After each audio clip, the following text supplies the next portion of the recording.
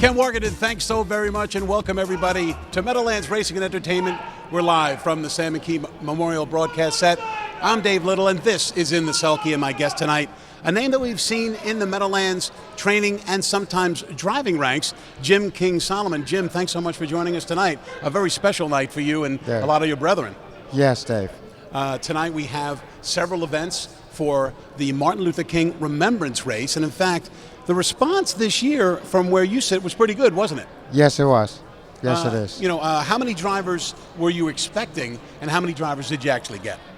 Well, we actually could have got a lot more drivers, but since the COVID virus, I think, we did pretty well getting drivers. So we ended up with 11 guys, 11 African-American drivers who will be participating on tonight's card. And now before we get to tonight's MLK races, we want to know a little bit more about you. Now, everybody on the backstretch and everybody in your life calls you Cool. How did you get that nickname? Apparently, it has something to do with your ties to a trainer that we're very familiar with, Jim King Jr. Yes. Well, I was raised up with Jim King Jr. He took me in when I was younger, and I never left. Once I got there, I never left, so that's how I got my name. So you were in the foster care system, and you actually started hanging out at the track. How did you get to know Jim and Joanne? I started hanging out to a barn at Pine Lane Farms. Right. And I started working for them. So that's down near Freehold Racetrack? It's out in Millhurst. Okay. Yes. And that's the track primarily where he was racing? It's a farm, right. Yes. Now, did he have as many good horses then as he does now? The Lion Sentinels and Charts A&N. What kind of horses did he have in those days? He always had good horses. Yeah, always. No, he always has, and yes. Obviously Joanne is one of the most personable people that I've ever met in the harness racing. Now, what about your career? You say that you were a young man when you met Jim and Joanne. How long have you been in the game? Over 40 years, I suspect. I've been in the game 45 years, and I worked for a bunch of big stables. I can't name them all, but I've done pretty well. Now, who are some of the names that we might know who you've worked for during your career? I worked for Vinnie Fusco. Right. I worked for John Bone. I worked for Joe Bongiorno, Bobby Bongiorno. I worked for a bunch of people. All right, so you've been around the circuit, especially with the New Jersey-based trainers and some of them in New York. Now let's talk a little bit about your driving career. You're not a big driver, but your first career victory came in 1993, but I know a very special win came in 1997 when you were driving Styled and Cool. Tell me about that day and about some of the drivers that you beat in that race.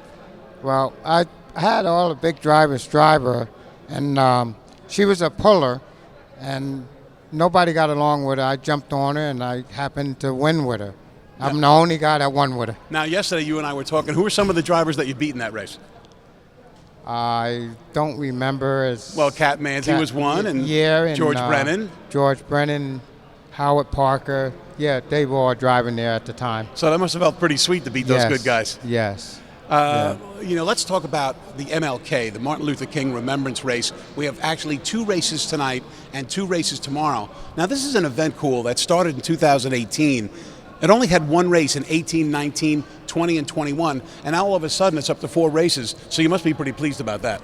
Very happy about it. Working with Scott Warren and Peter Koch, walked in the office and asked him about, what do you think about having a MLK race? And he says, sure, it sounds good.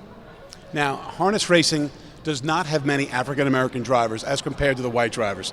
Is that something the African-American community would like to see change necessarily from where you sit? Well, no, I think it's doing pretty well right now. All right, Let's see it getting better. Now, when you speak about the African-American drivers who excel right now in the game, obviously young Montrell Teague is one of them, but one of the guys who's in town from Ohio to drive is Randy Chrysler, Jamal Dennison, some other guys who have some impressive statistics. Very good drivers. Yeah, and how many of them have you seen? Because you told me that you don't necessarily know all these guys. I don't know them all, but there's a few out there.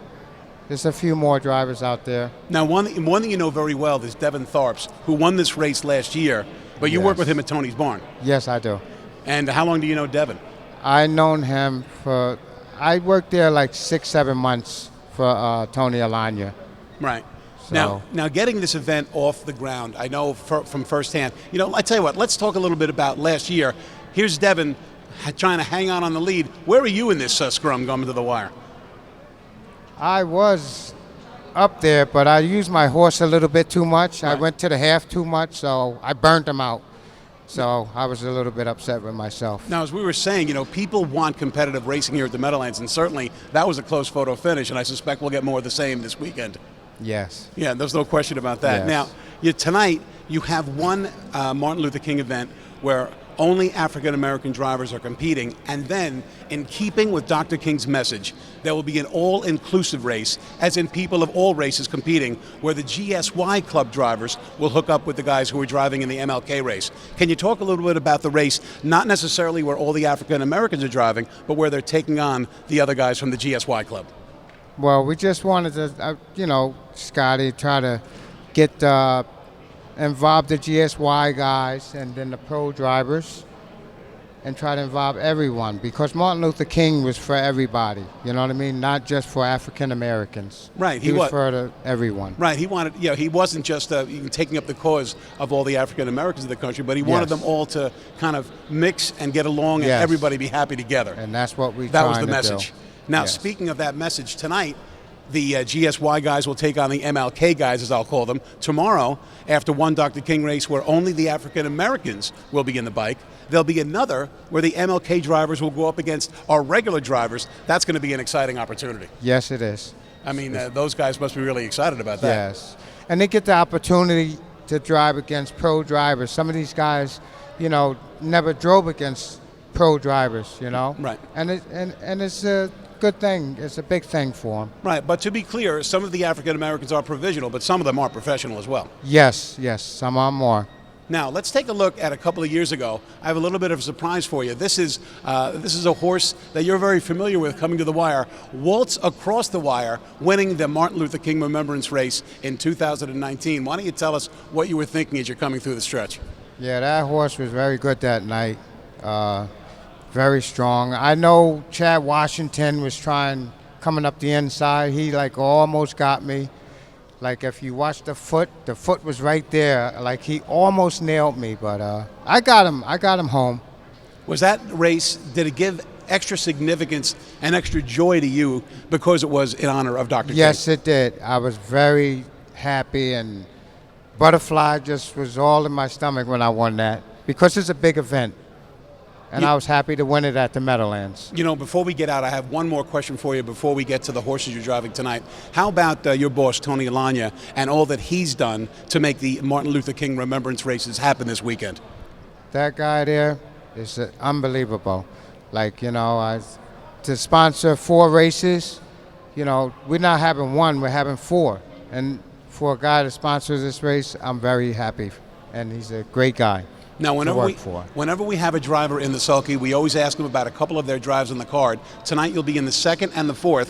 What are you going to do with King of the Jungle in the Martin Luther King being driven by Jim King Solomon? Oh, boy. 3 kings, that's a pretty strong hand. Yeah, well, it looks like in here he's a pretty nice horse, and if I could trip him out, he should be right there. All right, now let's go to the 4th race, the Martin Luther King Remembrance Race, $7,500 up to $10,000 claimers. And I tell you, I like your horse an awful lot, number 6, Opus Blue Chip, off a good-looking win with Scott Zeron. Now with the switch to Cool Solomon, will the tactics be any different than last week? I think the horse could win. He's just a good horse. If I drive him right, he'll win. He'll be okay. Well, the Martin Luther King Remembrance races. 2 races tonight, one of them for all African American drivers, the same tomorrow. And the only difference is tonight we'll have a GSY MLK race, and tomorrow the regular drivers will take on the MLK drivers. It's going to be a great little mini tournament. How about some other people who helped out with this venture, namely my wife Debbie Little and Scott Warren? How useful were they, and how constructive were they in getting this off the ground? Well, how this came about, the 4 races, Miss Debbie Little was talking to me about, what do you think about having a series? And I'm thinking maybe 2 days, because the traveling and the guys that's traveling, the expenses, it might be expenses for them to come here. So, we worked it out, and this is a 4 races now, so we're doing pretty well. And Scott Warren? With Scott Warren and Peter Koch. Yeah.